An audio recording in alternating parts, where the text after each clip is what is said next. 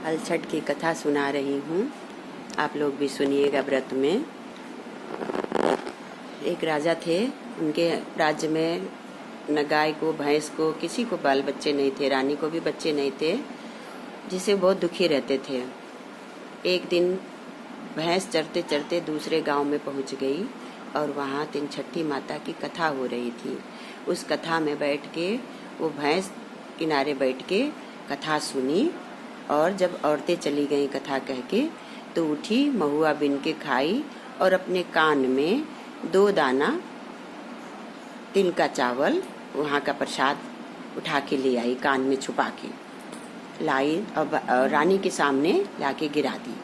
रानी प्रसाद समझ के उठा के खा ली। उसी समय उनको 9 महीने में बालक जन्म लिया और गाय भैंस सबको बाल बच्चे होने लगे।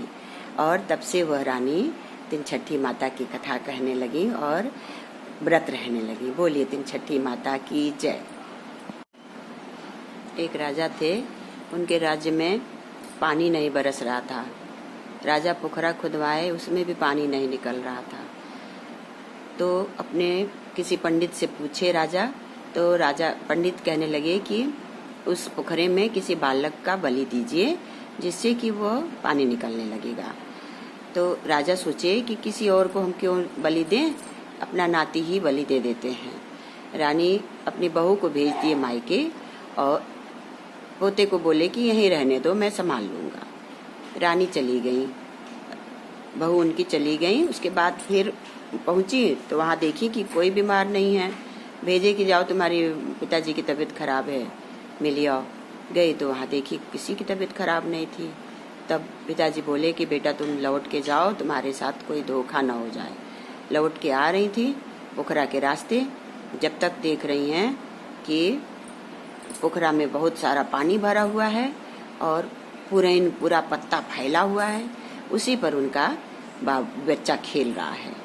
तब वो उसी रास्ते से आते हुए देखी और उतारी डोली में से और दौड़ते हुए जाके अपने बच्चे को उठाई, सीने से लगाई। तिनछट्ठी का व्रत था उस दिन। तिनछट्ठी माता को धन्यवाद दी कि आपने मेरे बच्चे को वापस लौटा दिया।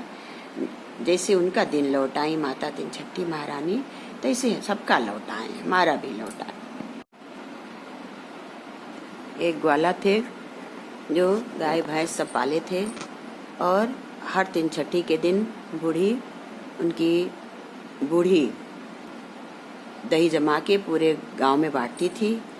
उनकी बहुएं बहुत गुस्सा करती थी, कहती थी कि सारा दही बांट देती हैं, अगर बेचती तो कितना पैसा मिलता। एक दिन क्या हुआ, तिनछट्ठी के दिन बहुएं बोली कि मम्मी जाइए, आप आपके मायके से बुलावा आया है, आपके भाई की तबीयत खराब है। वो कहीं कि नहीं, हम नहीं जाएंगे, हमको दही बांटना है। वो नहीं मानी, लोग भेज दी, लोग कहीं लोग जाइए, तबीयत खराब है। चली गई। फिर बूढ़ी चली गई तो देख रही भाई के यहाँ कि भाई तो ठीक ठाक है। फिर भाई बोले कि बहन आ गई हो तो बैठो। कहे नहीं, हम बैठेंगे नहीं, सारा दही बेच देंगी सब, हमारी बहुएं आज तिनछट्ठी है। लौट के चली आई तो देख रही है कि सारा धान गेहूं चावल से घर भरा हुआ है और सब लोग बेहोश पड़े हुए हैं। गाय भैंस भी बेहोश है, घर परिवार के लोग बेहोश हैं। तब बूढ़ी समझ गई कि ये सब बेची हैं सब दही, और मानी नहीं है सब बात को। फिर तिनछट्ठी का उस दिन व्रत था।